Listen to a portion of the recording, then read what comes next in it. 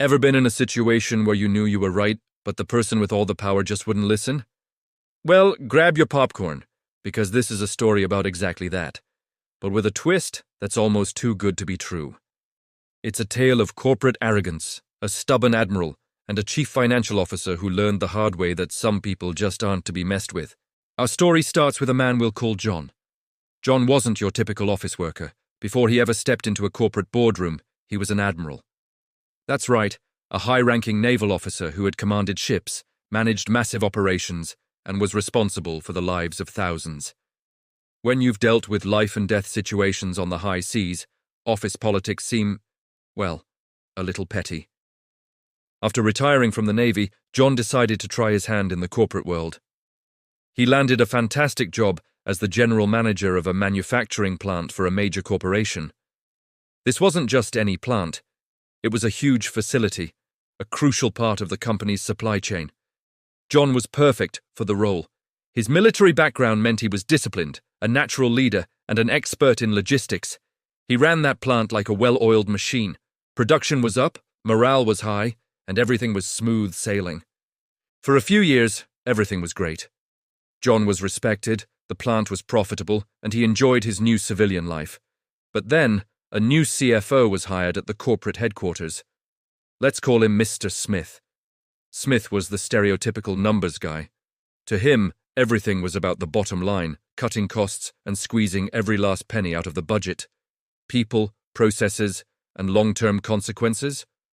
Those were just details. Soon after he arrived, Smith started looking for ways to make his mark. He ran some numbers and decided that John's manufacturing plant was spending too much on maintenance. He saw the budget for spare parts, preventative upkeep, and technician overtime, and he saw red. In his mind, this was just waste. So, he sent a memo down to John. The memo was clear. Cut the maintenance budget by 30% immediately. Now, anyone who has ever managed a large-scale operation knows that this is a terrible idea. Preventative maintenance isn't a luxury. It's a necessity. It's what stops small problems from becoming catastrophic failures. It's like refusing to change the oil in your car to save a few bucks. Sure, you save money today, but you're setting yourself up for a complete engine meltdown down the road. John, with his decades of experience, knew this better than anyone. He immediately picked up the phone and called Smith.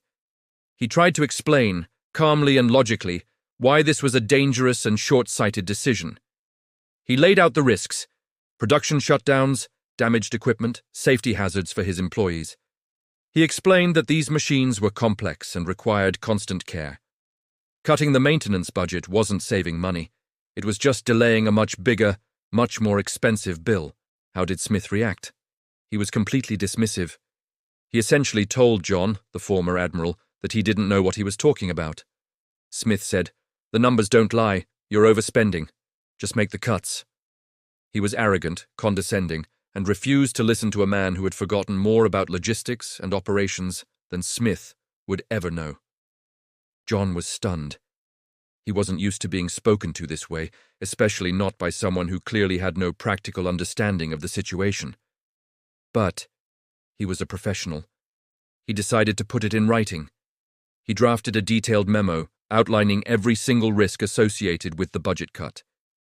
He predicted equipment failures, calculated the potential cost of downtime, and formally warned that this policy would lead to a major production crisis. He sent this memo not just to Smith, but also CC'd the CEO and the entire executive board. He wanted his protest on the record.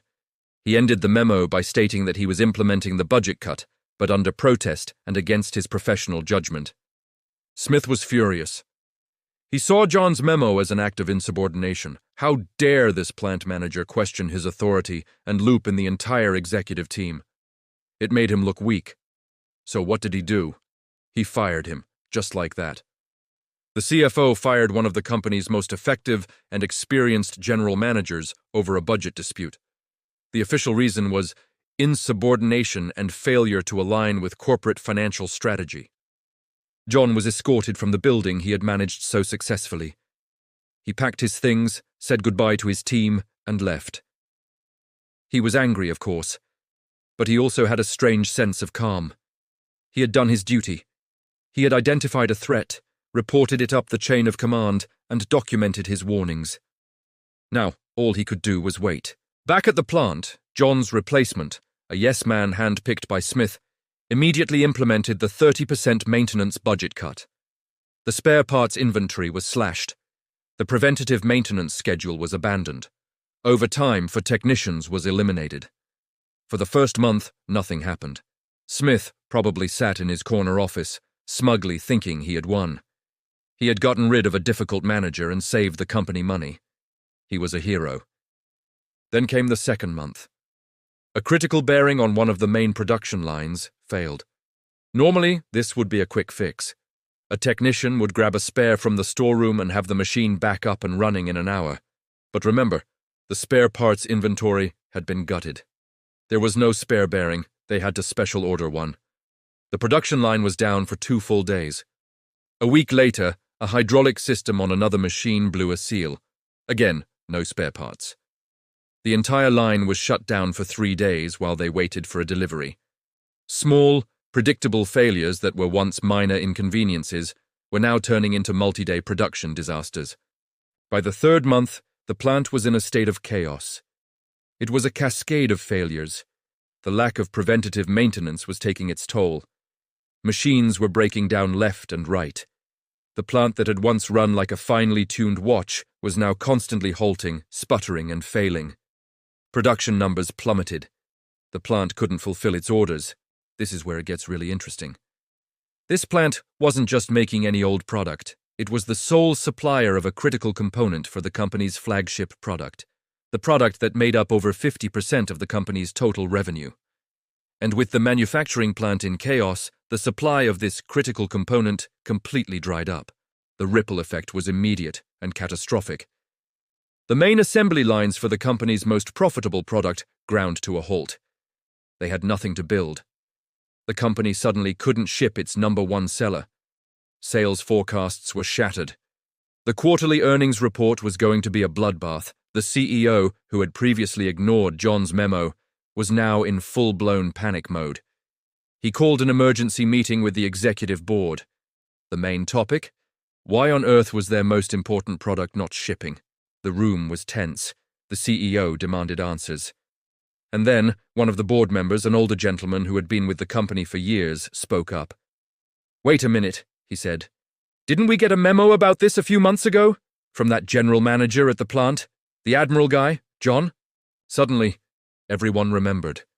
They scrambled to find the email, and there it was, John's memo, a perfectly preserved prophecy of doom. He had predicted everything: the equipment failures, the production stoppages, the supply chain crisis. He had laid it all out in clear, undeniable detail. And at the bottom of the email chain, they saw the CFO's smug reply, followed by the HR notification of John's termination for insubordination. The CEO turned and stared at Mr. Smith, the CFO. The color drained from Smith's face. He had nowhere to hide. His cost-cutting genius had single-handedly crippled the company's most profitable division. He had ignored an expert, fired him out of pure arrogance, and triggered the very disaster he had been warned about. The fallout was swift. The CEO looked at Smith and said the 2 words every executive dreads: "You're fired." Smith was terminated on the spot and unceremoniously walked out of the building. His corporate career was in ruins. He became a cautionary tale, the CFO who was too smart for his own good. But the story doesn't end there. The company was still in a massive crisis. The plant was a mess, and they were losing millions of dollars every single day. The CEO had a thought. He picked up his phone and made a call. John was at home, enjoying his forced retirement, when his phone rang. It was the CEO. The CEO apologized profusely. He admitted they had made a terrible mistake. He practically begged John to come back. And then he made him an offer he couldn't refuse. He didn't just offer John his old job back. He offered him a promotion to Vice President of Operations, overseeing not just that one plant, but all of the company's manufacturing facilities. He gave him full authority to set his own budgets, a massive pay raise, and a hefty signing bonus as an apology. So what did John do? He accepted. He walked back into that company, not as a fired manager, but as a vice president. His first act? to personally approve a massive, no-questions-asked budget to overhaul the plant he used to run, get the machines fixed, restock the parts inventory, and bring back proper maintenance procedures. He was hailed as a hero, the man who saved the company. This story is a perfect example of what happens when spreadsheet-driven theory collides with real-world experience. It shows that true leadership is about listening to the experts on the ground, not just looking at numbers on a screen. The Admiral got his sweet, sweet revenge, not by being petty, but by being right. He stood by his principles, documented the truth, and in the end, justice was served. It's a powerful lesson that arrogance in leadership can have devastating consequences. Thanks for watching. If you enjoyed this story of corporate justice, be sure to hit that like button and subscribe for more. Let us know in the comments if you've ever seen anything like this happen at your job. See you next time.